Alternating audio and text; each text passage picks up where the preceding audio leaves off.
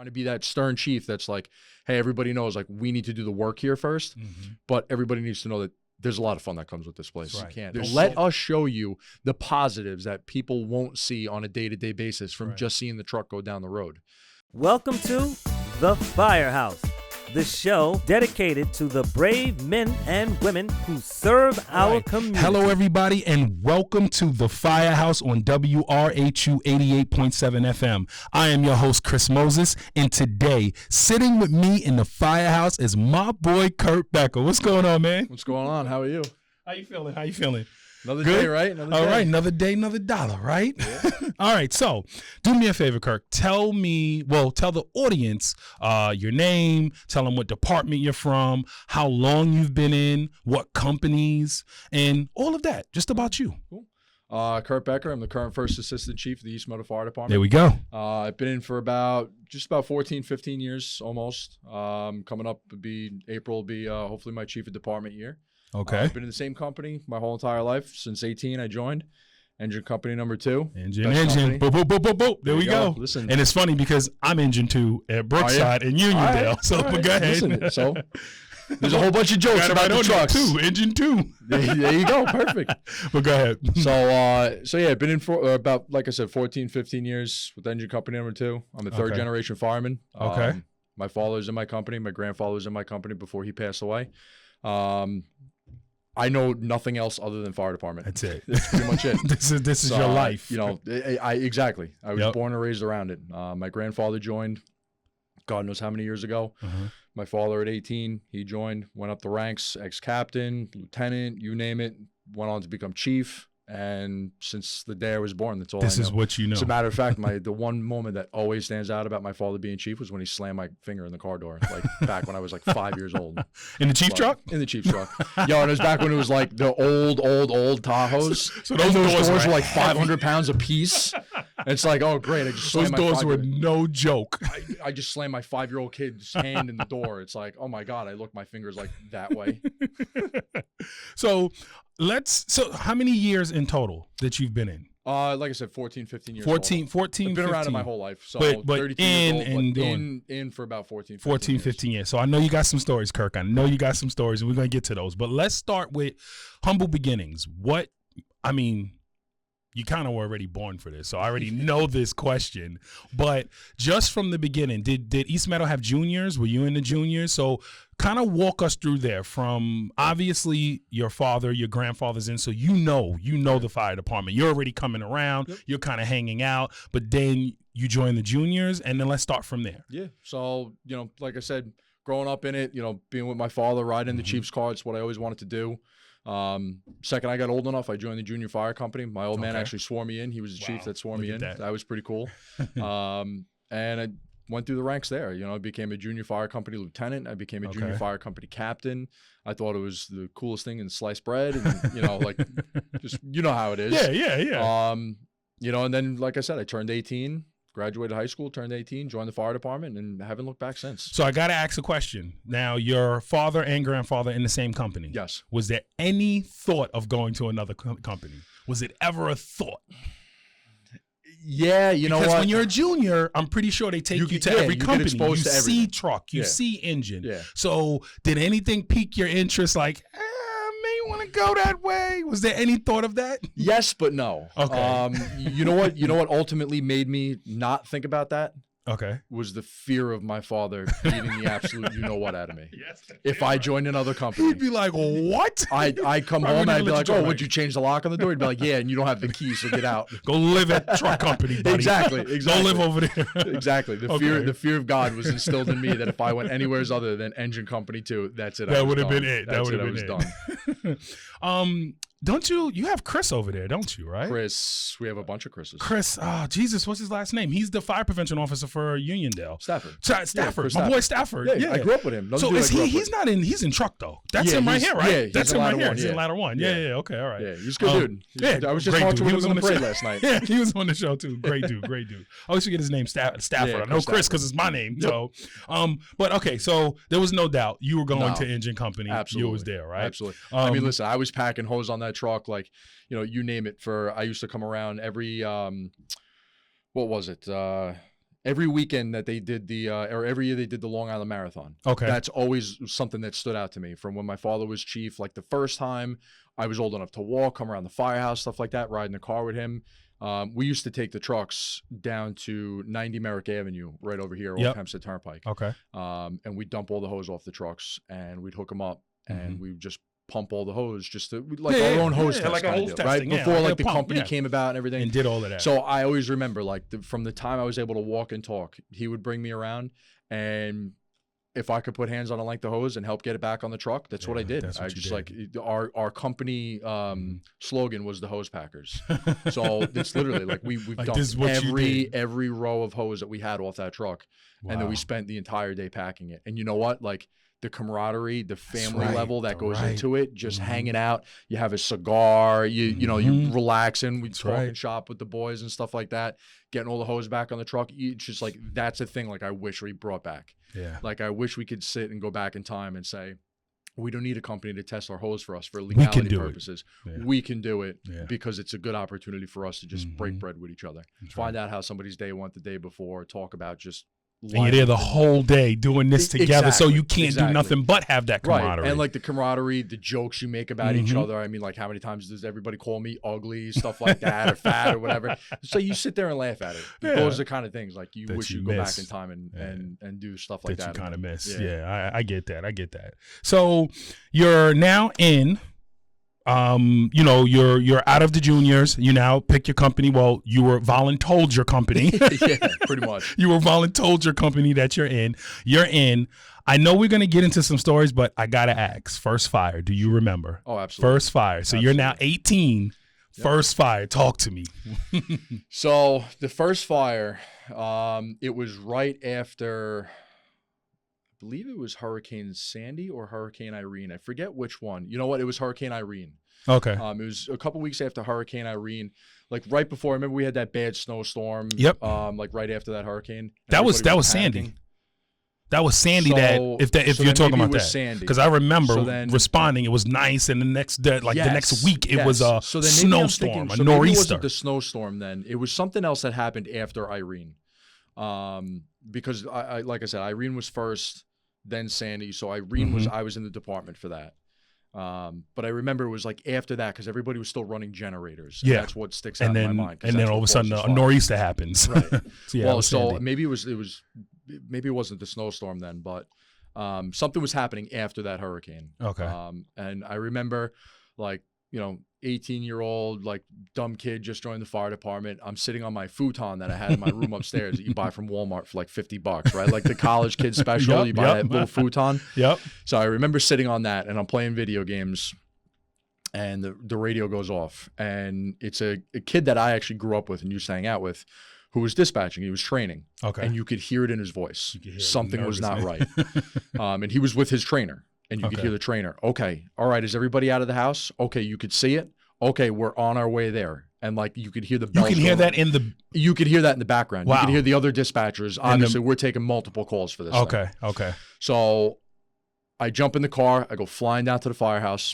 And I come walking in, and my captain, ex-chief Gary North, who was, like I said, captain at the time, he's standing there and he's getting his gear on already. Now, he was a district supervisor for East Meadow at the time as well. Okay. So I see his car in the parking lot. He lives around the corner from the firehouse. So me and him always, like, we pretty much got to the firehouse at the same time. I live pretty close too. And I remember hearing everything on the radio and the cues going off of house fire, vicinity of, next door to, like all the key words, possible people still inside. You're like, this is no doubt of, this is it. Like, we're going to work. And I remember, like I said, coming into the firehouse, and Gary was there getting his gear on, and he looked at me and said, pull up your boots, we're going to work. So I'm like, all right, like he must have knew something. Ended up being a relative of his who was he got the call beforehand. Okay. They were on the phone with the dispatcher. They're calling Gary. He's on his way to the firehouse. The tones aren't going off yet. He's getting ready to pick up the radio in his car and give the verbal. And we jumped in the truck. And the chief of, actually, he was the first assistant chief. I don't think the chief of department was around that night. Wally Griffin. Okay. I remember him coming on the air. It was 01's 22. And then somebody went to go give it 21, and you could hear it. Now he's getting excited. He's, all units clear the air. Stay off the air. We're like, uh-oh, what's going on? Something's going on. And he's like, signal 10, working house fire, fully involved, like you name it. Like he was giving it out, giving the size up, heavy smoke, heavy fire showing, tell the engine it's a dead end, come down to the bottom of the block, the hydrant's on the same side. Like I remember it like it was nothing. Wow. And rolled out short manpower. I think maybe it was like a weekend or something like that, or whatever it was. Short manpower. They're pumping. I grabbed the line, and I remember it was a garage that was attached to the house with a breezeway. Okay. And Gary jumps off the truck, and he says, "Let's go, grab the line." So I grabbed the line, called the operation. I'm coming up to the front door. He goes, "Let's try this door here." So it was a exterior door that led into the breezeway that connected the garage. And I remember he just turns around and goes, "You ready?" And he says, "As ready as I'll ever be. Let's do it." And he boots the door in. Like, so wait, no Scott on his back. No, nothing. Like this was like a pure axe moment from like Backdraft, right? Just turns around and just boom, just boots right through the store. And he pokes his head and he goes, "Nope, it's past this." And I'm like, "I don't even know what you're talking about. I don't even see anything yet." Like I'm still trying to get my mask on. Yeah. I'm like, my adrenaline's through the roof. I'm like, I don't even know what state I'm in right now, but let's do it. And he's like, "All right, it's past this. Let's go." Get to the front door of the actual house now, because we knew it started in the garage. So we get to the actual front door of the house. He goes, "Go in, make the left, get to that breezeway." He goes, "Stop it at the breezeway." He says, "You got it." I remember my attack officer was a guy, Andrew Carpentier, a kid that I grew up with. Okay. And he was a lieutenant. And me and him came in. I had no backup man. Okay. Because now Gary looked at the chief and said, "Get a second line up to the second floor. Okay. I want to hold it before it hits the house." We're like, "All right." So my backup man now jumps off, grabs the second line. Okay. So now it's like, it's John Wayne time, baby. You're on your own, right? Like how many times does everybody Hopefully say that? Hopefully we pulled the right line, right? Inch and three-quarter. We're not deucing a half or nothing crazy always, like that. Always. All right, inch and three-quarter. You're like good to go. That, if I did that, I wouldn't be on the show right now. Like if I did that, I'd be somewhere living and hiding. Because we've had people that did that, brought that into a house, and it's just like, what did you bring in here? Yeah. But go ahead. All right. So you can handle. I mean, you can handle as much as It's a lot. You still need a backup, but exactly. Okay. So inch and three-quarter. I'm going in. My attack officer's with me. We get to that breezeway, and it's just rolling over our heads. We're like, so right there. Let's stop. What is going through your brain? This is your first fire. You're 18 years old. You've heard about it. You've talked about it. And now you're in it. What's going through your brain? A rich and smooth blend of golden grain and single malt with notes of vanilla, honey, and toasted wood. Anything else just wouldn't be proper. Proper number 12, Irish whiskey. What's going through your brain? I got to put it out. Like that's the only thing that could go through my brain. It's like, listen, I'm not like a very sharp thinking kind of guy, but like the only thing going through my mind was, don't die and put the fire out. Like, that's it. That's it. Don't die and put the fire out. That's it. And make sure he's fine. My attack officer. That's it. And we're good. Don't die and put it out. Don't die. Put it out. Exactly. So open the lineup, and I'm flowing water, and it's just not doing anything. Wow. Not doing anything. And I'm just like, Andrew's looking at me. I'm looking at Andrew. I'm like, that's the pucker moment all right. there. He goes, "What are we doing here?" With that, Wally comes over the radio. And he's like, "To attack, command. Go ahead. I'm getting no change on the exterior. What's your progress in there?" And Andrew's like, "We're putting water on it, Chief." We're flowing. So he goes, "All right." He goes, "I'm giving you 30 seconds and I'm pulling you out." So we're like, "All right, we got 30 seconds to make a difference." He looks at me. I look at him. I said, "Let's go." Line open. The two of us are now charging down the breezeway, right up to the seat of the garage, and we just started flowing water. And he never called us out. Never called us out. So he must have saw some change afterwards. He made that "I'm giving you 30 seconds" transmission. Me and him looked at each other, got down that breezeway, and fire went out. Wow. Fire went out. So we really did it all in 30 seconds. Between the truck and the engine, great communication. Yeah.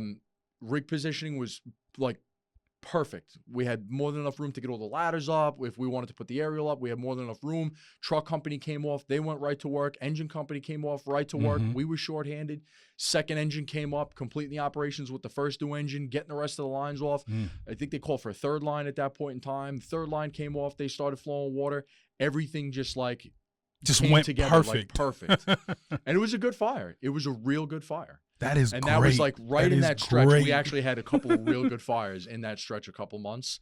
We ended up having a warehouse fire, not a warehouse, a row of taxpayers go up. Yeah. That was New Year's Day. We had like the third fire. I think it was 2013 maybe. We had a spice and curry shop with, what was the other place? Jewelry store. go up right on Hempstead Turnpike across the street from NUMC. Wow. I Okay. remember that was a good fire too. That was Yeah, a I lot actually of fire. remember. I know that Yeah. place right across from there, the Spice and Curry. Yeah. So I know when that place. fire went, that was I was a nozzle man on that fire too. So that first fire is like that's an amazing story for your first fire. Yeah. Like, Yeah. And it's so crazy because some people's first fires are like horrible or it's nothing, but that type of first Smoke, fire and would it was- make it was garbage can, but the room is charged with that smoke. type of first fire will make you say, I want to be here. Yeah. I am not going anywhere. Yeah. That was amazing. Yep. So I love that. I love that. Yeah. No, All right, so let's keep going. Listen, since we're in it, let's keep going. What other stories you got for me? What other stories? Oh man. Well, you know what? Before we get into stories, I got a couple of questions because I got to ask. Like,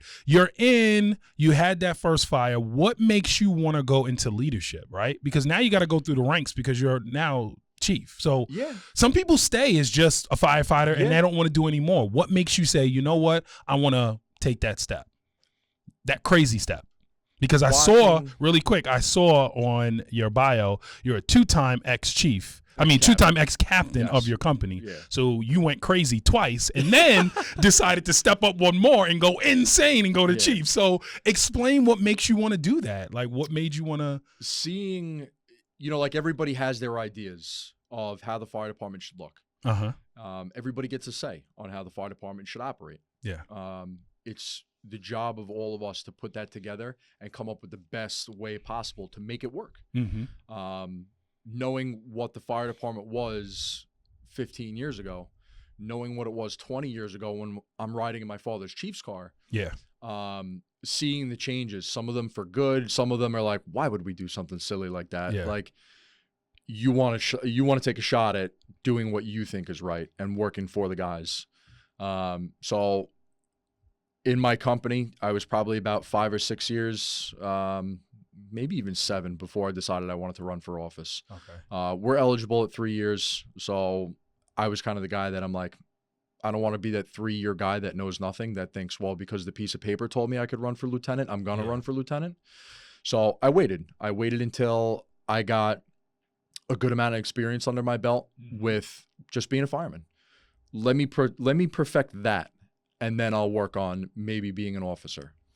And I started looking around, and I'm like, I'm turning into a senior guy.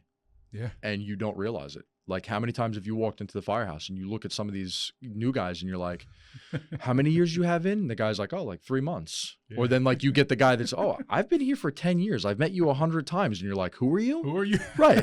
Exactly. Or you're sitting in there and the doorbell rings and you don't got to get up. You're like, Yeah. I'm the senior guy here. Like, I'm usually getting up to get the door. Like, hold on. Let me go take the garbage out. And the guy's like, I got this. Chief, I got this. what are you talking about? Take the garbage out. And you're like, Wait, oh, who are that's you me. oh, yeah. Yeah, it's me. Whoops.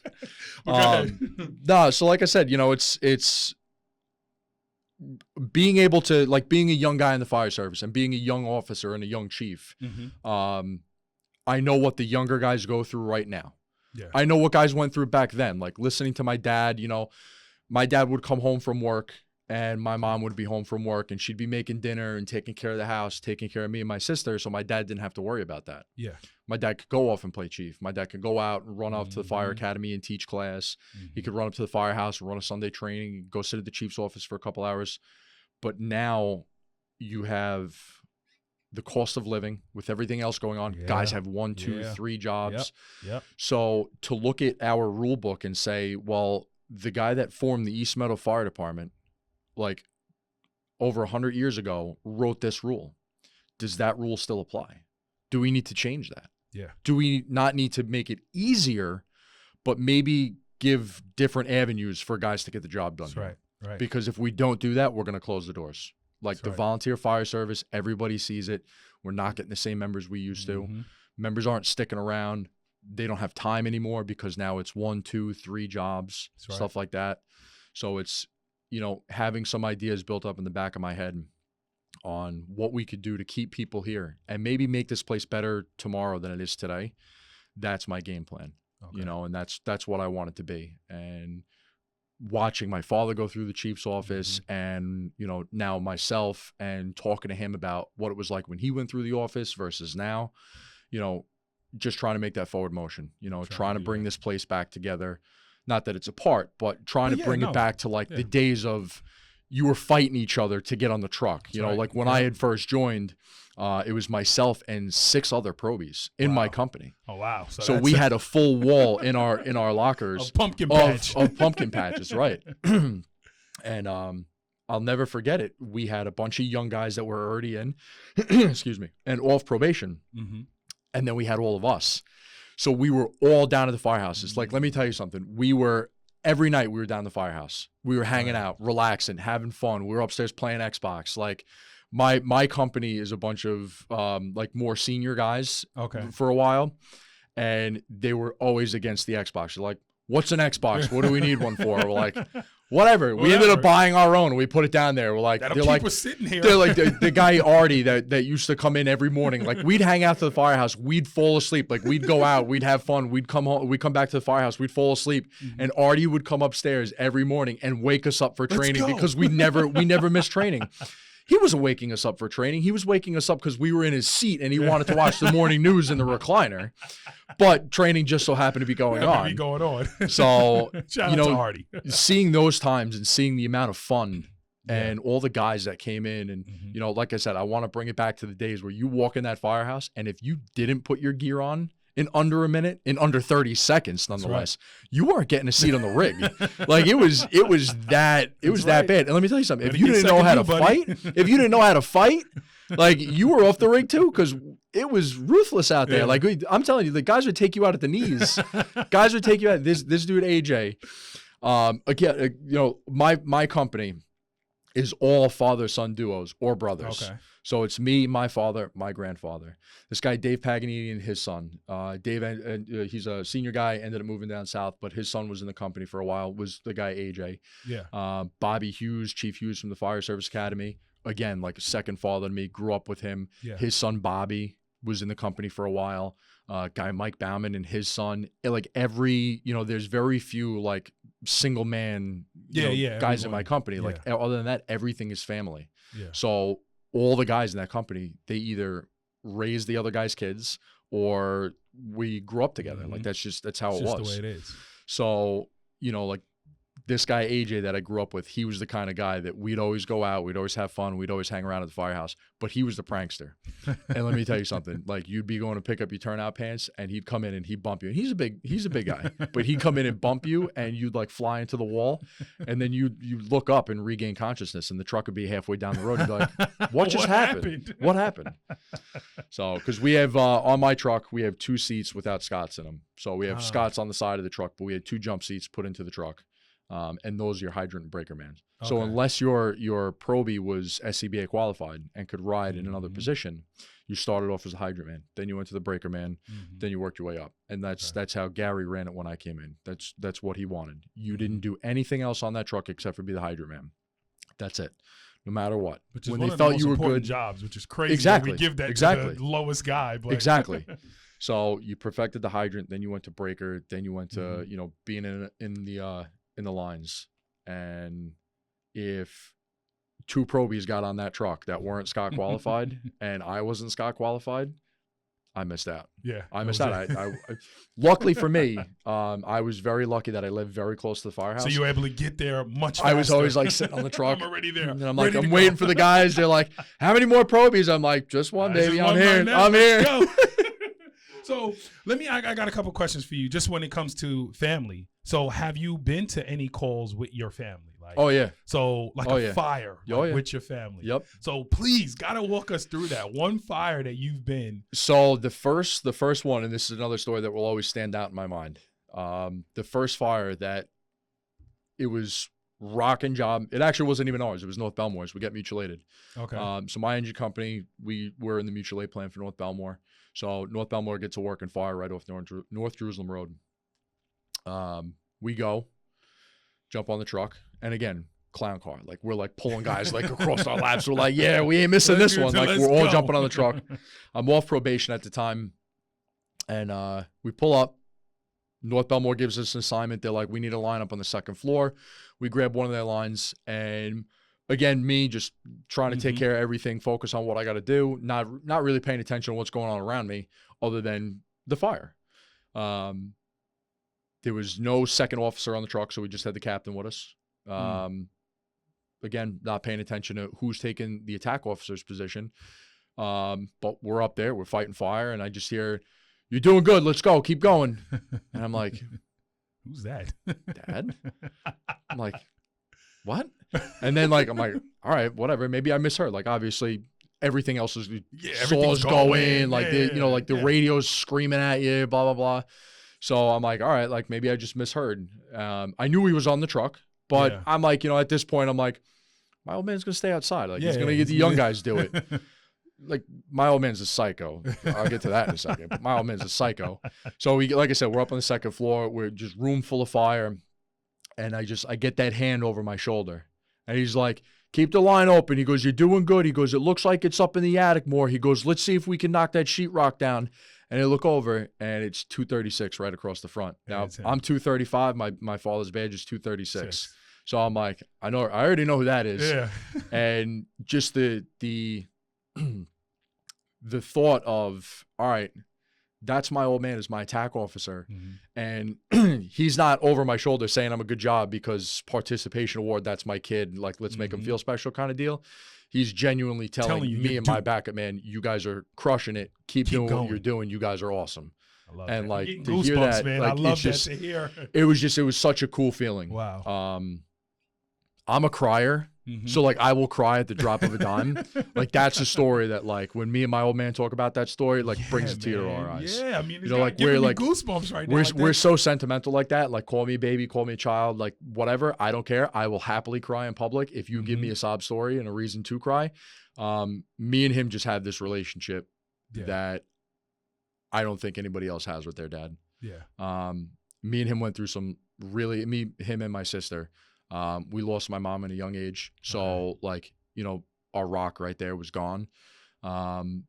He took up everything. So he had to assume that position of being dad. He had to assume the position of being mom and that position of being a friend. And then in the firehouse, and that then fourth doing role of doing, you know, senior firehouse man, chief, stuff like that. Exactly. Wow. What's your father's name? Eric. Eric. Shout out So, Eric. Seeing him and like what he does on a daily basis, like he's an instructor at the Nassau County Fire Service Academy. He's done that for God knows how many years. Retired NYPD emergency service cop. That's why I say he's a psychopath. He jumped out of freaking helicopters, and I'm like, all right. I climb on a ladder and I start getting queasy, and I'm like watching this dude, and I'm like, he shows me pictures from like back in the day, like him climbing the bridges, and I'm like, what? He's like, "Oh, it's not that bad." I'm like, "Not that bad." I'm like, "You're right, because if you fall, like there's it's going to be a rough road to recovery. Like no, like it's going to be a bumpy ride to the morgue. Like you're crazy." Wow. So like so he's, like I said, like always, not just because he's my father, but he's absolutely my idol. One of the smartest firemen I know.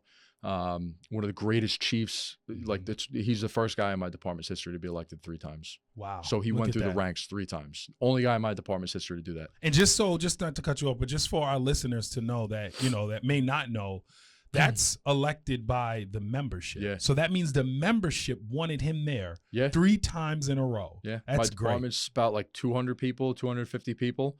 And every election that he went for, this is the guy. Chief. This is the guy we want still. And he was a guy like, listen, like. In the heart of Blue Point, New York, the Johnny Mac Foundation stands as a beacon of hope and resilience. Founded in memory of FDNY firefighter John F. McNamara, who lost his life to 9/11 related cancer, this foundation embodies his enduring motto, whatever it takes. To supporting first responders and their families, the Johnny Mac Foundation is committed to making a long-lasting impact. Join us in honoring John's legacy and making a difference. Visit at johnnymacfoundation.org to learn more and contribute. And he was a guy like, listen, like, I like to mold the way that I'm doing things as chief off of how he was. Not just because he's my father, but because I like that style. Yeah. If you mess up, if you do the wrong thing and you're careless or you're just whatever, I'm going to address you. But if you're doing the right thing, I'm hands off. Yeah. Do your thing. We're letting the company officers run their companies, giving that back to them, take your charge. don't bring it to the chief's office unless you want the chief's office to handle it. Take care of your stuff. There you go. You know, but like I said, you know, he was the kind of guy, like, if you screwed up, he'd be like, hey, what was that all about? All right, you're suspended. And then, like, you'd blink, he'd be like, all right, you're off suspension. Don't let it happen again. like as a joke, but like, hey, like, but it's like, dude, teaching on the way there, you know, and that's how I'm trying to do things. You know, I'm trying to be that stern chief that's like, hey, everybody knows, like, we need to do the work here first, but everybody needs to know that there's a lot of fun that comes with this place. That's right. There's so much fun. Don't forget the fun. Like the stories that I have of just hanging out in the firehouse and like you laugh for hours. Yeah. You laugh for hours. Like there's so much stuff that you can get involved in besides the work. It's the family. It's the fun, the camaraderie. That's right. No place beats that. No place in the world will ever beat that. I love it. So let me ask you a question about your family, right? You're married. Yep. You have kids.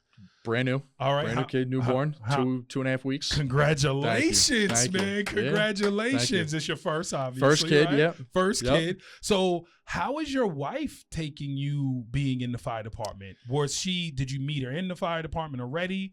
Obviously, because you've been in it pretty much your entire life. So she knew this was a part of your life. And how is that? So funny story. I actually met her. My wife's name is Mary. Mary, what's up, Mary? So my wife, little to my knowledge, way before we had met, I had met with her. I met her at work. Okay. And what do you do? So I'm actually a New York State trooper. Okay. So one night my partner gets into an accident. So we rush him up to the hospital. And he's like, call Mary, call Mary, call Mary. And I'm like, all right, I don't know who Mary is. I don't have their number, but give me your phone. So I pull up the first Mary I could find. I'm like, hi, is this Mary? Like, we're bringing Jeff over to the hospital right now. Like, he was in an accident. Okay, wait. So who was it that you called? So Mary, my wife. Yeah, no. So I know you at called the her, time, but so you said you picked up the guy's Jeff phone. Yeah, that's my partner. That's the guy that was in the accident. Okay, so I grabbed his phone. He's like, hey, call Mary, let her know we're coming up there. So okay. So again, like I said, didn't know who Mary was, but I grabbed his phone, called the first Mary I could find. I'm like, hey, like, we're coming up there. Just letting you know Jeff was in an accident. He's okay, but we want him checked out. So we take him up there, and that's when I met her. And I walked into the hospital, and I was just like, I think I'm in love. I think I'm in love. But who like is smitten Jeff kitten to over Mary? here? I'm like, how did? So that's the funny part of the story. My wife was a Syosset fireman. Jeff was a Syosset fireman. Jeff is a Syosset fireman. My wife was an ex-captain before I was even a lieutenant. Wow, look at so she's an ex-captain at a Syosset rescue company. Mary, what's up, Mary? Right. So she knows the whole thing. Like she knows the whole. Like when I tell you, like it's all in the family with us. It is all in the family. Wow. Like she gets it. She talks about like, oh, in Syosset we did this, blah blah blah. She joined for a while for East Meadow. Ended up getting pregnant. Things got a little too hectic. Yeah. She ended up, she took on a new role. She's actually, I don't even know what her official title is, but she works here. She works at Hofstra. Okay, look at that. So she, things got a little too busy for her. And she's like one of those people like, I'm not doing this half-assed. I'm either going in this and I'm doing it 100% or I'm not. That's right. So she ended up, she resigned.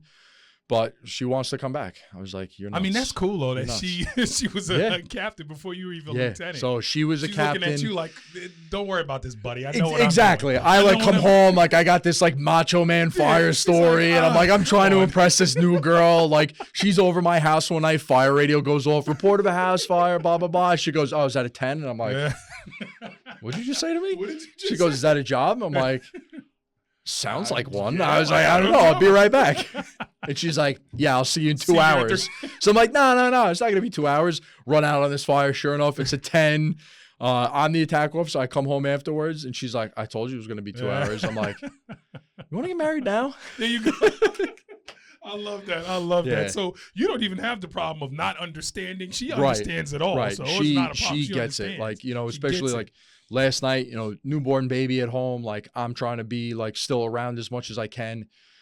Not be a deadbeat dad kind of deal, like still be around. And she's like, go do what you got to do. I got the baby. Like, it's cool. I got it. That's amazing. Because I can imagine how other people that, their spouse is not in the fire department. You got this new baby here and all of a sudden you bang out with a 10. Yeah. She's not going to say what the baby says. She's going to be like, you better go. Right. And she understands like, I got to go. Yeah. That's amazing. Yeah, no, she gets it. Sometimes like I'll come home and I'd be like, oh, I'm like, I got this going on. She's like, go take care of it. I'm like, no. She's like, no, go take care of it. I don't care. Go do what you have to do. Like, please. Yeah. I don't know if it's because maybe like she just wants me out of the house and doesn't want to deal with me for a little while. Could be. I don't know. I think it's because she understands. She understands. She knows. Yeah. No, she's especially awesome. as a captain, she knows. So she she gets that responsibility. Yeah. She gets that level of leadership, and it's more than just being around as being a good officer. It's more than just it's more than just that. Like, she knows everything that goes into being everything. An officer, a fireman, a medic, a PA. She's a PA currently, so she gets all of that stuff. So she just. I couldn't ask for a more understanding person in my life. Wow, look at couldn't that. ask Shout out to Mary. Shout out to Mary. All right, so let's keep going with these stories. What other good story do you got for me? Because I know you got tons of them. What other good story do you have for me? Because we went through the first fire. We went through the fire with Dad. What else you got? So the Spice and Curry fire was a pretty good story. Okay. So that fire, actually, me and my dad were arguing for that. And this is right across the street, for people, just so they know, right across the street from NUMC. Yep. So we're talking, what is this, like 4-lane highway pretty much, like and on Hempstead Turnpike. It's huge. Yeah. So, but go ahead. So again, 19, 20-year-old kid sitting home playing Xbox on my futon that is like now bending because it's so old and I've been on it so much. And I believe I want to say like I was on like what was it used to be called on the MacBooks, iChat or whatever, like that video chat thing. It was like iCloud, iChat, whatever it was. Or something like so that, I think I was like talking to some friends on that, and one of the guys in my company who's now resigned, he puts a message out in like the Young Bucks group. Like we have like a young guys chat, stuff like that. So he puts a message out. He's like, job coming over. It's going to be good. So we're like, what the hell is he talking about? Yeah. So I'm like looking, now you see the buff groups lighting up. They're like, job, 610, number 3 on the board for the year. It's January 1. Like, so now I run downstairs. It's just me and my dad in the house. My sister had moved out. So like, it's like full on bachelor pad, dude. It was like, you could be like making noise in that house. Like, it was just, so he's dead asleep, right? I come bursting into his room. I'm like shaking the bed. I'm like, Dad, we got a 10. We got a 10. So he's like, what? He's like, he looks at his pager. He's like, pager didn't go off. I'm like, it didn't go off. Yeah, let's go. So we jump in the car. Pager goes off. Or no, we jump in the car. He's like, where is it? I'm like, it's Spice and Curry on the turnpike. Now he starts yelling at me. He's like, you idiot. He's like, you woke me up for this. I'm like, yeah, Dad, it's a fire. Like, we got to go. He's like, that's not even our first new area. He's like, that's a 1 in 4 call. That's not us. Turns the blue light off, slows down. With that, dispatcher messes up and alerts engine 1 and engine 2. So I'm like, yo, we're on the road. I was like, what were you saying, Eric? What were you saying? So we run in. Now, again, we call my father Crazy Ivan. If you are in the backseat, you want to talk about like 10 and 2, like white knuckle driving, like you're in the seat, like holding the old my God, right? So when my father sat on the truck committee last round, he's like, I want one thing on that truck. I want the pull chains. So we have the only Seagrave in my fleet. Okay. And he's got the pull chains. And when I tell you, that's a man that's one hand at 12 o'clock and the other hand is on that pull chain. And he doesn't know where the brake pedal is. Does not know where the brake pedal is. So we go down to the firehouse. He gets the truck out on the ramp. Guys start pulling in. I get my gear on and get in the truck. And now the first chief, she's like, yep, transmit the work and building fire, blah, blah, blah. Gives the size up, dimensions, everything like that. And it's rocking. Like you could see it pulling out of the house. Like you could see it. So we come up third. And when I tell you, we were probably at like 40 miles an hour, like coming into this traffic light. And we hear the other engine coming. And he goes, second due? Yeah, right. Boom. And he turns this rig. When I tell you something, I think the guy on the other side ended up on my lap. I'm pretty sure like the water like just completely rotated in the tank at that point. I thought we were going right over. I'm like, I like looked out and the ground was right there. And I'm like, this is it. This is like, and he's like, yeah, we got it. We got it. No problem. Turns the truck, first in engine, jump off the truck.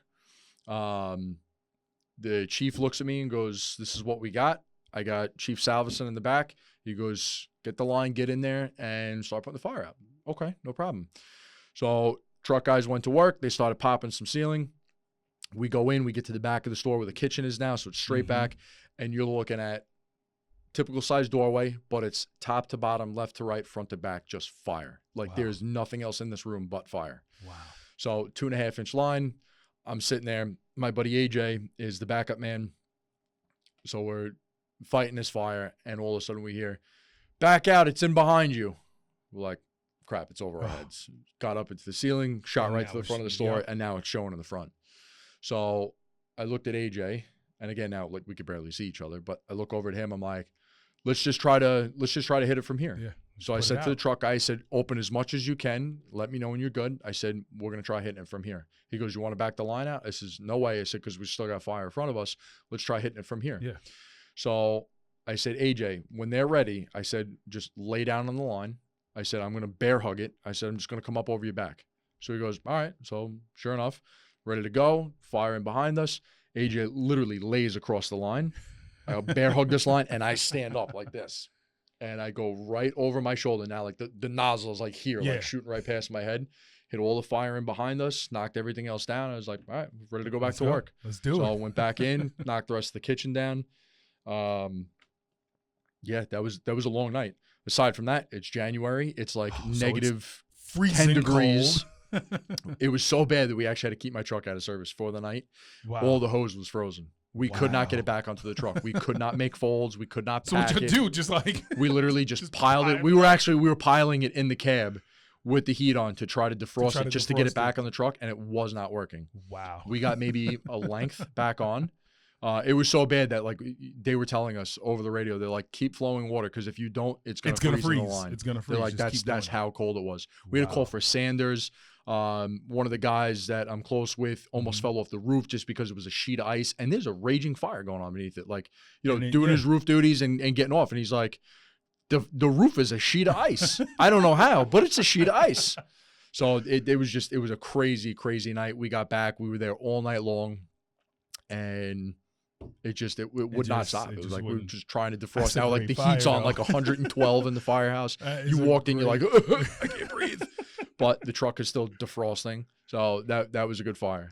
That was a lot of fire. Wow. Yeah. Wow. I love that. I love that. All right, so let's keep going. I got another question for you. Shoot. All right. So common myth you would want to debunk about firefighting right now. Common myth. That you can't do it. That you can't do it. That you can't Explain do it. what you mean. That's a myth. That's a myth. Anybody could do this job. Okay. Yeah, you know what? Like, it does take a special person to run into a burning building, to run into a burning house, to risk your life. I get that. Mm-hmm. But to the people that have that ability in them, that say, I can't do it, I don't have enough time, my work life is crazy. With my assignment with work, my work life is crazy. I'm leaving 2, 3 o'clock in the morning. I'm coming home 6, 7 o'clock at night. Mm-hmm. I'm walking in the door, saying hello to my wife, now my kid. I'm walking right back out the door to go to the chief's office. I make it work. Yeah. Other guys can make that work too. It's not hard. You could do it. Exactly. It's not hard. That's right. The chief's office, and especially the guys that I work with in the chief's office, my chief of department and my other 2 assistants, we will help you in any way possible. Mm-hmm. You're short on numbers? No problem. It happens. I'm not asking you to be at every call. I told the guys, come up with a way that you think is going to work better than percentages. Come up with a way that we can do this. Come up with a way that we can make something like this count. And let's put that to the drawing board. Let's get a group of guys together. Let's explore Class B memberships for non-interior firefighters. Yeah. Why is it that we're going to turn away a guy that might be 65 years old, that he can't throw a Scott on his back, but he could drive. He can't run into a burning building, but he could hit a hydrant like no other. Yep. He's probably driven trucks his whole life. Mm-hmm. He could be a breaker man. He could be your gopher guy. Like, go for this, go grab that, go get this, help flake a line. Why are we turning a guy like that away? Yeah. Let's change the way that we've been doing this for years, because the way that we've been doing this is starting to fail. We're losing people. We're losing people left and right. Let's change. We just onboarded a college program. So any of you Hofstra students that want to join the East Meadow Fire Department, come on over. Come on over. Any East Meadow listeners, come on over. Fill out an application, www.eastmeadowfd.com. There you Click go. apply now. So we're trying to change the ways. Just trying to change it up and do things different. Exactly. But don't ever tell me that you can't do it. Yeah. Because you can. And Me as a chief, I'm here to make sure that you can do it. My company officers, they're here to make sure that you can do it. You know, again, like I said, you're not making your numbers. Listen, go help out the EMS squad. Listen, go drive the ambulance a little bit. No problem. Hey, listen, go down to the firehouse, hang out for a couple hours. Log that you were there for a couple hours, hanging out, waiting for a call to come in when you have time. Let's make that count. Yeah. Let's do things. Like, let's try to make it work for these guys. Yeah. Every member in my department, and I don't say it because it's my department. I'm not saying it because I'm on a radio show. I would kill for every member in my department because I love them that much. There's not a single guy that I look at that person, I'm like, oh, why do I have to deal with you? There's not a single guy that walks into that chief's office that I wouldn't be like, what do you need? Dude, I love you. you. What do you need, bro? Yeah. I got you covered. That's good. From the girls in the EMS company, the guys in the truck house, whatever it is, I would kill or be killed for every single one of these guys. From my senior man down to my junior guy. There's just the camaraderie that we have in my department is insane. I love it. Everybody gets second to none. That's my company's motto, second to none. But everybody in that department works together. We got guys from the engine that'll get on the truck to go make sure it gets out for mutual aid requests. We got guys from engines and trucks jumping on the bus to help them out, taking the fire medic's car out. Just guys that just want to do the right thing. And like I said, don't ever tell me you can't do it. You can't do it. Damn. Come try it. Come try it. At least try. I challenge it. And it's actually funny. We got a guy. So one of those guys that like, oh, you know, what's the fire department all about? Saw us on a call, like, what's all this nonsense for? Blah, blah, blah. And somebody wrote back to him. They're like, what are you questioning it? What are you questioning what they're doing? If you don't like what they're doing, join and see what it's all about. Yep, that's right. The kid's now a rock star member. Wow, look at that. Rock star member. Fell in love. See? Joined the fire department. It was like, I better go delete that comment. Yeah, right. This is awesome. We're gonna bring this back and show you. And this dude, all this dude wants is to just work hard. And I'm like, I need about 100 more of you. And look how you started. Right. And look. and it's contagious, man. Yep. It's contagious. That's right. You see it, guys down there doing the right thing and having fun with it. It's contagious. Yep. We got 2 brand new guys in my company. One of them was a junior. Another guy just off the street was just like, you know what? Let me throw an application in. Let me see what it's all about. Did exactly that. Loves it. He's a rock star. He's always at the firehouse. There's not a time I go past where I don't see his car. I'm like, he's there already. Bro, you got a house or like you like living here? Like, what's up? So it's just like I said, you know, the common myth is that there's too much. There's too much stuff going on. Granted, you know, with changing times, there's more trainings that you have to do to meet your requirements, stuff like that. There's more things that you have to do. But we'll make it work for you. You can make it. Whatever it is, we'll make it work. Now, I'm not saying we're going to bend the rules and say that guys have to do less because then guys are going to do nothing. Yeah, no. But we'll help. We will help the people that need to be helped. That's right. And there's people that don't want to be here. There's people in every department that are just like, it's a fire service. What are they going to do? Stop my paycheck? I hear it 1,000 times. But it's like, no, like you're here for a reason. You're here to help. And if you give me 5 minutes or you give me 5 years, that's more than what I had. So come down. Try it out. I can guarantee you're going to fall in love with it. And if you don't, you have my word. I will take care of whatever you need. I will put it on me. I don't even care. I got a quick question for you, just because we had talked about you being a trooper. Yes. Like, does the fire department go in there anyway? Did you get that anywhere? You know, did you join because you were in the fire department? You knew troopers, you met troopers. So I became kind of mix in anywhere. Yes and no. My father was a city cop. You decided to be a trooper. Yeah. Your father's a city cop. Yep. You're in the fire department. You could have went into the fire department FDNY. What made you do that? So you can fancy yourself an expert, or you can fancy yourself a king. We'll just go fancy ourselves another glass of proper, rich and smooth, proper number 12 Irish whiskey. So one of my family members is actually a New York State trooper also. Okay. When I was, again, old enough to read and write, my father was like, what do you want to do with your life? And I'm like, geez, Dad, I'm like 4 years old. Like, we're already talking about me getting a job. I'm like, man, come on. Take the test. Like, that's what exactly. Take them all. And exactly. Like, Take them all. You know my dad. Like, that is. He looked at me and goes, what test you taking? And I'm like, tests. I'm like, what are you kidding me? I was like, and I hated school. I hated tests. Like, I was throwing a pizza party if I came home with like a 75. I'm like, you know what? Listen, I don't even care because you know what? I got through, did what I had to do. I got my college in, and now I got a great career career that I wouldn't trade for the world. Yeah.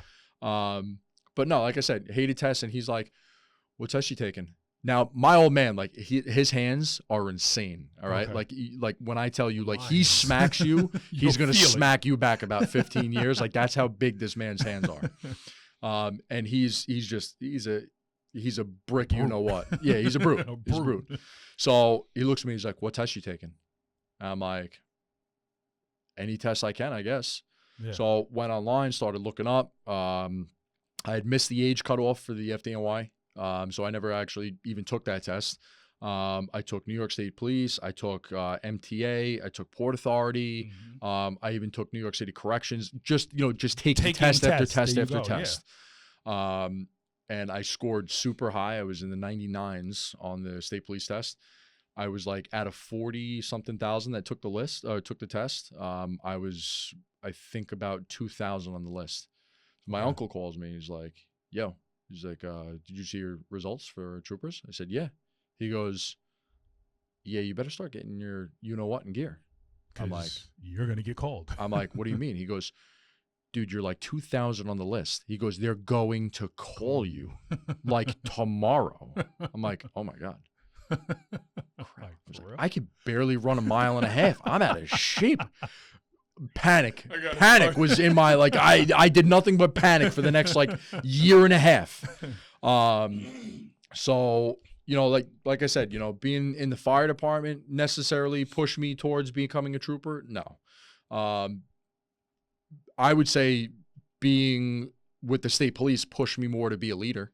Okay. So with my current assignment, I hold the equivalent rank of a sergeant. Okay. So I actually have like a lot of experience with critical situations where I'm making those split-second decisions, and I'm taking care of, probably about 5 or 6 other troopers on a critical incident. And stuff like that. So that's kind of what pushed me to be a leader, because I'm like, hey, I could do this at work. This is pretty cool. I'm pretty good at it here. I can do it. Let's try it here. Plus, with my experience and my background with the fire service, being with that since the day I was born, Okay. So just like I said, everything just coming together. Just kind of like made me what I was. Made you want to do that. All right, so I got some. You know what? Before we get into some more questions, let's play a game that we call the Flashover.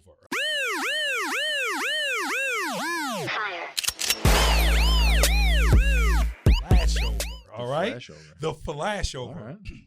So we got a game that we call a Flashover, and basically I'll ask you 2 questions, right? Either Android, Apple. You got to give me the answer really quick.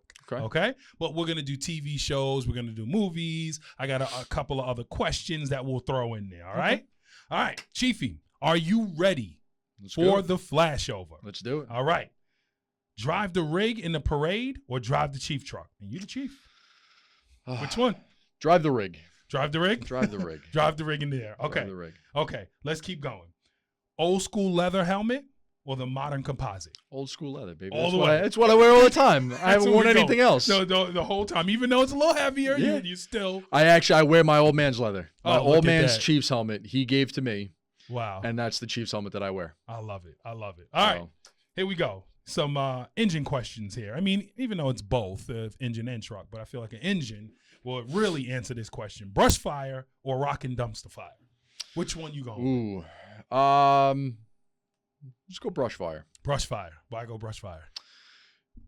Your dumpster fire's not going anywhere. It's not. I mean, yeah, it's got wheels. Can you push it down the street? Sure. But it's pile of garbage. That's it. You get a brush fire.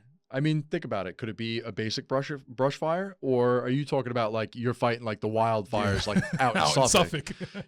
And that a small brush fire, if you don't take care of it the right way, could turn into that. So yeah, brush fire. You got to think the strategy and tactics on that. All right, let's go. Basement fire or warehouse fire?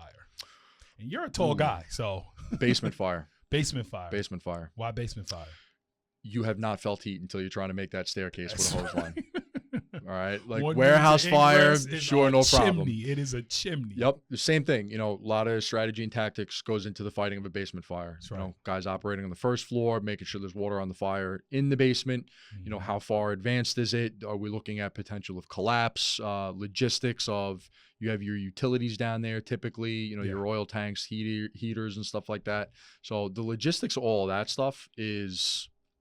That's why I say basement That's fire. why you say that. A warehouse fire, listen, it's unoccupied warehouse. You're talking search and rescues going on in a basement fire. If we got a victim trapped, you're talking locating the fire, isolating it, stuff like that. There's so much goes into planning it where a warehouse goes up. All right, no problem. Is everybody out? All right, let's start putting water on it. And if it doesn't go out, the next day, the county will come with the bulldozer, knock it down, and we'll build a nice new one. There we It go. is what it is. That's it. So, all right, let's keep going. Confirmed car fire or automatic alarm with a light smoke condition? automatic alarm with a light smoke. Why are we going that? Because a lot had of people. that. So it's funny because this question we had put on TikTok and tons of people answered it, and probably 90% of the people said car fire.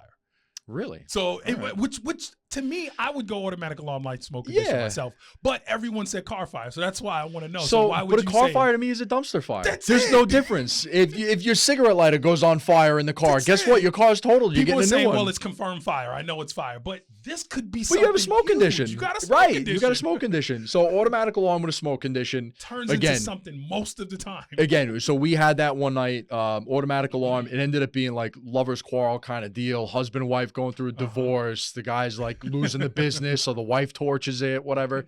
So automatic alarm, we're like, all right, we've never been here before for an automatic alarm. As a matter of fact, we didn't even know that this had an automatic alarm that would ring into like a central station like that. Yeah. We have no idea. So we pull up and they're like, all right, we got a key holder respondent? No key holder. All right, listen, notify 14s, we got to breach the door. And they pop the door and the smoke goes billowing out. We're like, oh my God, this is not an automatic This is an alarm. This is So this is a fire. Ended up being like they lit the filing cabinet on fire. Wow. It snuffed itself out like most fires do in East Meadow. Standing joke with us.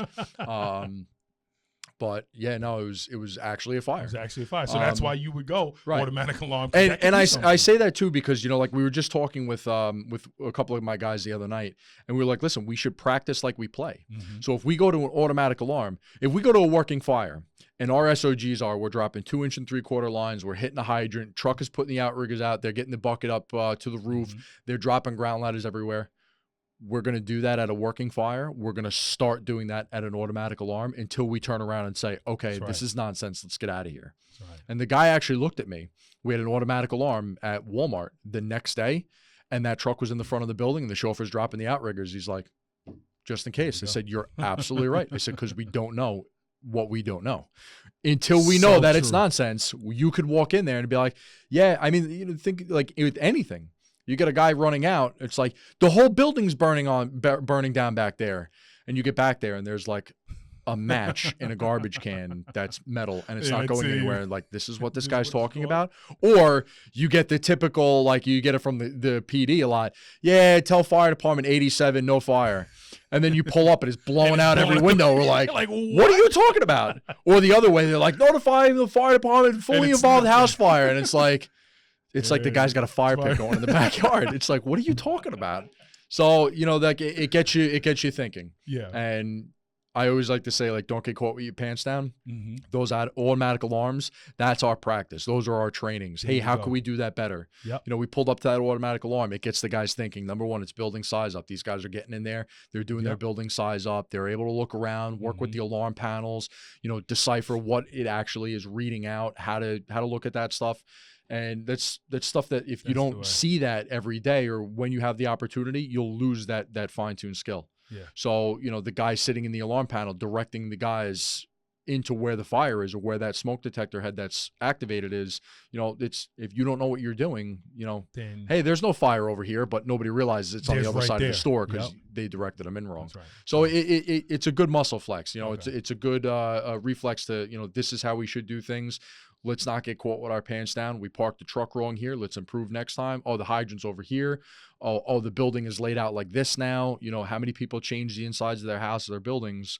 And we don't know that. We don't know that until it's on fire. Until it's on fire. Right. And we don't see the inside That's right. on good conditions. Now we have to try to figure out the inside blindfolded. Yeah. So it's definitely good, automatic good alarm. Yeah. All right, let's keep going. You're at a call, right? And I need you to put on now, not your chief hat, Okay. your captain hat when you were Okay. captain, right? You pull up, and the chief tells you there's two guys. You got the salty old vet and the hungry rookie. You're going in with one of them. Which one you picking? This is now his captain, that not is his chief. tough. Not his That is chief. tough. That's why I wanted to take off the chief hat. Put on the captain hat. Now you got to pick man. one. Which one you going with? Hungry rookie or the salty old vet? Hungry rookie. Hungry rookie. Hungry rookie. Taking him in. The salty old vet's seen it. He's been there. He's done it. I know he knows what he's doing. Okay. If I got a fire that I know what I'm doing at, I'm going to take that rookie. I'm going to show him. Show him how. I want to show him because Yep. one day he's going to want to be in my shoes. That's He's right. going to want to be the That's captain. right. And when all is said and done, he's going to be that salty old vet At someday. one day. And if he doesn't learn now, when is he going to Yep. learn? And when that salty old vet isn't there anymore to teach him, or the captain's not teaching him, then we have a massive problem. That's right. So I'm taking the junior guy. You're taking the junior guy. Taking the junior All guy. right. Let's keep going. Midnight call or 5 a.m. call? Well, what kind of call is it? No, I'm just kidding. No, yeah, I guess that is important. listen. I was a night shift guy my entire career, so I'm going with the midnight call. calls. Probably, Midnight call, no probably matter up what they anyways. are. Yeah, You're no gonna matter be what up it is, anyway. I'll be up. All right. Pick your punishment. Summer heat in gear, winter cold and wet boots. Winter cold and wet boots. Winter cold, wet boots. You going that? I could put more layers on. I could swap my boots out. I could turn the heat up. There's only so many layers that a There's guy only like so- me can take off before it gets disgusting. All right. So within the game of the flashover, for Chiefs or captains, but mostly Chiefs, we play a little bit of a game within the flashover, of course, suspended or not. Okay. Okay. So you got to tell me suspended or not. Oh, Are you ready? Everybody's suspended. No, Everybody's suspended in East Meadow. That's it. At a call, two firefighters, all out fist fight, suspended or not. all out fist fight. All out suspended fist or fight. not. We are at a call. All out fist fight.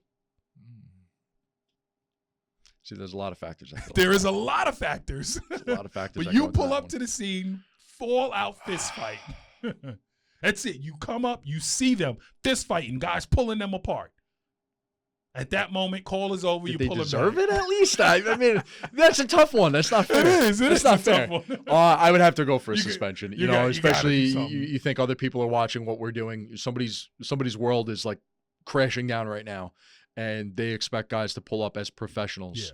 Yeah. And here we are. We Fighting. get out. We're Like, fist what are fighting. you doing? Yeah. All right. Yeah. You pull up to engine 2. You are still a chief. Pull up to engine 2. Entire front window busted out because somebody took a pipe pole and decided to be a Jedi. Suspended or not? Not suspended. Okay. First offense, not suspended. And the reason why I would tell you I wouldn't suspend the guy is because we were hanging Christmas lights on Station 2, and we might have broke one of the front windows out Oh, with the bucket truck. we might have. This might is have. not Not we're just letting confirmed. them Not know. It's not confirmed. confirmed. Not confirmed at all. All right. Another question. You are at a call. Call is pretty much over. You're packing up hose, everything like that. You're the chief. You got in a little bit of a argument with one of the chauffeurs from whatever company. Whatever. Y'all had little words. It was fine. Everyone was still professional. Yep. You're walking by the rig. Bam! He lays on the horn. Suspended or not? Not suspended. I'm a prankster, and I am a guy that like I could literally look at you, say you're suspended, and then I'd be like, it starts in 20 minutes because let's go have a beer. Like that's Let's go the talk kind of about guy I am. Let's go talk about it. I'm the kind of guy like you blow the horn at me, like, all right, listen, Yeah. I'll get you back. Like Yeah. I'll be the kind of guy that takes the truck at 2:00 in the morning when you sleep through the automatic alarm. and- I'm gonna pull it up in your driveway, and I'm gonna dump every ounce of PSI that I got in your driveway. I love it. All right. Let's get to some quick movies. All right. Okay. Movies, TV shows. If you don't know it, then you don't know it. If you do know it, then just say it. Okay. Are you ready? Let's go. Chicago Fire, Rescue Me. Rescue me. I hate Chicago Fire. A lot I of hate people Chicago say Fire. that. I never really watched both, to be honest. I think I've seen like about 15 seconds of an episode of Chicago Fire, and maybe about one episode other than like the catchy like intro song Yeah. that like everybody plays on their company year in review videos and their recruitment videos. Other than that, I haven't really watched both, but I would go with Rescue Me. All over right. So Chicago then Fire. Rescue Me Third Watch. Have you ever seen that? Ooh, Third Watch. Now you're Third Watch. dating me here. Third Watch. Third Watch, I used all to right. love Third Watch. Me, my mom, my dad, like we would like be hanging out in our basement watching TV, and that show would come on, and it was just everyone cool sitting show. there watching. It is. It's a great show. I love that show. All right, backdraft, ladder 49. Ooh. Oh, come on. Why do you gotta hit me with such tough questions? Tough questions. You're the chief, man. You gotta get the chief. So I The like chief with the I like questions. backdraft because I get the whole brothers in firefighting thing. You know, like it's kind of And like you what like know my whole more than my that. whole company Well, goes through. Yep. But what I will tell you, why the reason I'm going to choose ladder 49 on this is part of like my childhood growing up. Okay. When my father was chief, he was chief with Chief John O'Brien Sr. Okay. So John O'Brien Sr.'s two kids, John Jr., who's now my third assistant chief, and his little brother, Jimmy O'Brien. We used to always go to the whatever convention it was that was always in Baltimore. Okay. Yes. right in the Inner Harbor. Yes. Yeah. I remember. So Firehouse every Expo. year, yes, the Firehouse Expo. Yep. So we would go to that every year. Yep. And it was I me. missed that. Let me tell you something. remember I they was used to thinking take- about it on the They way would take you here. out into Baltimore. Yeah. You're on the roof of a house or a Right. building or Yeah. an apartment in Baltimore. Oh, So man, I miss so those. for me, Yeah. like it was always like my mom was a worrier. So like I was never even able to cross the street like in front of my house. But I went to Baltimore. I'm in another state, and my mom's like, "Yeah, go have fun. See you in a few hours. Like, come home like when the sun goes down." I'm like, "Who Wow. are you?" I'm like, "What?" Is this the same person? But the hotel we stayed at had a mall. I think it was like the fourth floor, like down was a mall. Yeah. So like this was like I had like my first like I worked for 48 hours. I thought I was an adult kind of deal. Yeah. So I had like my own money. Like my friends were there, like me, Jimmy O'Brien, John O'Brien Jr., a couple of the other guys that I grew up with that would always go with their parents. We would go down and like we'd be walking around the Inner Harbor like we were adults. We'd go into a restaurant, whatever sit you down, do. have lunch, hanging out, like no parental supervision whatsoever. Like I could have drowned in the Inner Harbor. Nobody would have known. But that was cool. Like we always, you know, were in Baltimore. Like we always went to this expo. It was cool. You know, even at my age, we'd walk down, we'd see the show, we'd walk through the show, see all the cool stuff. Yeah. And then, like I said, at night, like we'd be hanging around, like we were playing like elevator roulette. Like we'd jump on and hit every floor, and like the guy would sit there with his middle finger up and had to hold it up. And if the doors opened up and somebody was standing there, you were flipping had to somebody sit off. So it was like elevator roulette. I'm like 12, 13 years old. I think this is the coolest time of my life. So that's why ladder 49. So when Ladder 49 came out, seeing like the Baltimore City Fire Department, I thought that was pretty cool. And it's like watching, like you see the Domino Sugar Factory, and you're like, I've seen that. Like I've stood across from that, right?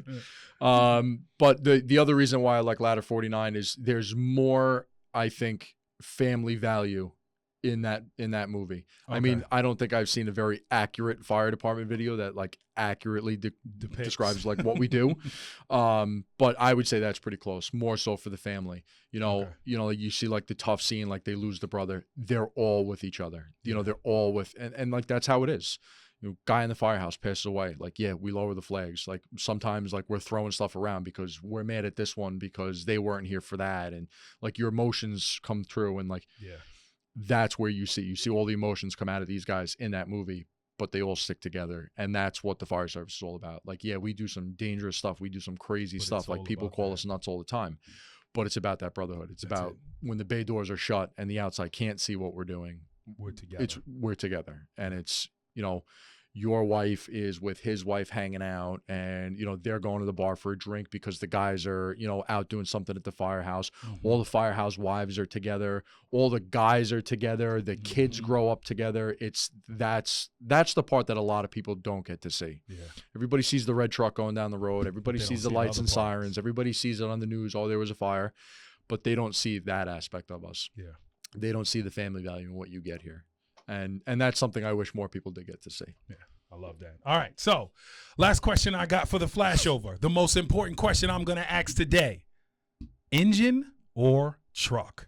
You already know. Engine. Engine all the way. Come on. What do you call the truck company? What do you call the truck company, right? First do truck company. 6 more victims. Come on. Oh. You want to piss some people off, Kirk. You want to piss some people off.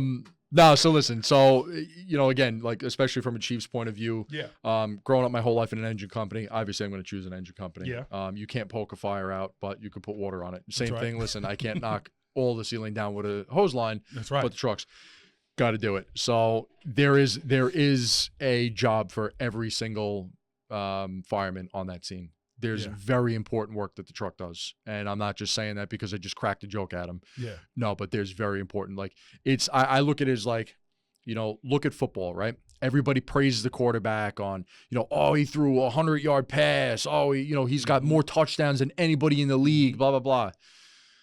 But you never hear about the offensive line and how good that offensive line did. And they're never like, oh man, that center, like what a great snap. Like, that right tackle, like what a great job. Like he's a good block. Mm-hmm. You never hear that stuff, but they focus on the quarterback. That's right. But nobody takes that second to think like without that offensive line, they can't do that their quarterback job. is done. Yep. That quarterback is getting sacked every play. Look at my Jets. So we're not even going to talk about that. I know. I'm a Jet fan. So you're a Jet fan too. So right. So I brought you up in understand that. a lot of disappointment in life. So it happens. But all right. So a couple more questions for you. Just in a whole, how has being in the volunteer services, the volunteer fire department, how has it changed your life? Oh man, how hasn't it? I think it's truly helped me with a lot of things. More friends, more family, more support systems, interacting with the community, Mm-hmm. being that sigh of relief for somebody is paramount. Like seeing the look on people's faces, you pull up and their world is coming to an end right in front of you. Yeah. And you show up and you do something, whether it's small, whether it's large. And I'm talking, could be as small as, hey, we were coming out of the living room on this rocker that we just had, and there was a picture of this lady's cat with a collar wrapped around it. You take that picture, man, like this is the only thing that we could grab. But that means like to us, it means nothing. Like I hate cats. Sorry, but I hate cats. But to her, it means something. everything. And you hand that picture to them, and it's like they don't care that they just lost all of their belongings. They don't care that they just lost their house. Yeah, you did something small that impacted them. Wow. And we've done that before. I've brought a World War II veteran's flag out and gave it to a loved one. I've brought small little things out. Guys have said, oh, can you do this for me? Can you see if that made it? And I will grab a guy with me and be like, hey, let's see what we can do. We had a war vet. His house went up. And when I tell you like pictures that like you couldn't even describe and have a pro redraw these things. AI couldn't regenerate this picture. Wow. That's how cool this picture was and how iconic this picture was. And we're stacking up picture frames and bringing this out because the house is irrelevant to this guy. He'll get a new one, but these are his memories from like war that he's never going to see again. And that's something that he's going to pass on from generation to generation and be like, hey, that's your great-grandfather. Oh, that's your great-great-grandfather. Those are things that like really impacts people's lives. Wow. And that's what I like about it. And that's what's impacted me is like being that, okay, the fire department's here. Like that sigh of relief, and even now, like, pulling up with the engine, being in the front seat of the engine, driving the engine, to now pulling up in the Chiefs car, seeing the look on people's face when they hear the noise and they look and they see, one of our cars coming down the road, and it's like, what do I do? And it's like, I want you to stand there and relax because we're take care of it. We've got this covered. Yeah. The thank yous that we get, the interaction, especially in East Meadow, like we hosted 6th Battalion Parade last night, pouring down rain. I don't think my shoes are going to dry off for a month, but the community that came out and supported us in the pouring down rain, seeing the residents that we're responding to on a daily basis, standing in the pouring down rain with umbrellas just to clap for my guys as they go past. Wow. It was just such a great feeling. Coming back to the firehouse afterwards, they're hanging out. They want to see the trucks. They want to see the firehouse. They want to do this. We put up the bouncy house for them. They're bouncing away in the pouring down rain. We fed everybody last night. We got them some beverages, you name it. Seeing that involvement where the community is actually engaging with us, not in an emergency setting, that's really cool. It makes you meet so many people, all worth it. Like, and listen, we're not paid, but you got a ticket to you got a front row seat ticket to the best show on earth. That's right. Some of the things that you see, like you just like, did that just happen? Did that just happen? That just happen? All right. So last question that I got for you, Kirk. If there's someone that is listening right now that, is thinking about joining, or someone that's in, they maybe only have a month or two, what type of advice would you want to give them? Do it. What do you have to lose? Do it. If you can come down on a Sunday morning or a Wednesday night, if the thought is in your head, you're already halfway there. Right? You're already there. You've already looked at it, because, you don't just wake up and say, let me do some research on the volunteer fire service. No, like, you see a fire truck go past, and then you start thinking, and then you see it again, and then you think some more. So like it's premeditated. So if you're thinking about it and you have that in your mind, you're already halfway there. Try it. What do you have to lose? A resignation letter from you is not going to crush your future. It's not going to mean that you can't come back. It's not going to mean that you're never going to get a good career because you've resigned from the volunteer fire service. Try it. Come down. Let us show you whether you could do it or whether you can't. Let us show you the positives that people won't see on a day-to-day basis from just seeing the truck go down the road. Let us show you that. And if you don't like it from there, there's no harm, no foul with you submitting a resignation letter. It's not for everybody to an extent, but it is for everybody. Come down. Again, cool T-shirts. Everybody loves T-shirts. Cool patches, cool coins, like you name it, like that kind of stuff. But you get a cool experience. Yeah. Like, people are like, oh, I've driven my Hyundai Elantra my entire life. You mean I could take this 95-foot tower ladder out and like you mean I could drive this bad boy around?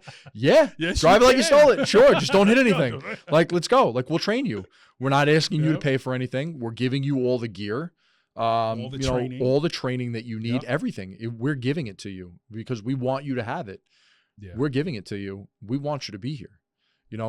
People don't realize, and like, I'm not a hero. I've never pulled a victim out of a fire before. I'm not going to sit here and lie and make up some story that I did, but my old man has. Does it mean that I'm any less of a hero than he is? No, because not at all. Yeah, he's rescued a life before, numerous lives. He's more experienced, but I'm a hero to somebody too. And so will that junior guy. My probies right now that are in for 2 weeks, they're a hero to somebody. Because they've responded to a call and they've helped. They've made a difference. Whether they were just a body on the truck or whether they were heavily involved in the operations. And not even just that being on a call, just them joining and being in, someone else sees them. They're a hero to somebody that's just seeing them and giving them that and they inspire. Like it is contagious. One guy joins. His neighbor's like, oh, why do you keep running out in the middle of the night? Like, oh, I'm a volunteer fireman, man. He's like, oh, what's that all about? You start telling him and you're like, then he sees you leaving the house with your family and like the beach bags are packed. It's like, oh, where you going? Oh, we got a company outing down at the beach. Like, you want to tag along? Like, oh, we got a barbecue down at the firehouse. You want to come down and have a beer and a burger? Like, come on down. Then he's like, you know what? Maybe I will. And then he comes down to the firehouse once. He's like, this is what this is all about? He goes, we're going to fight fires, but I got a family here too. Absolutely. He goes, sign me up for another.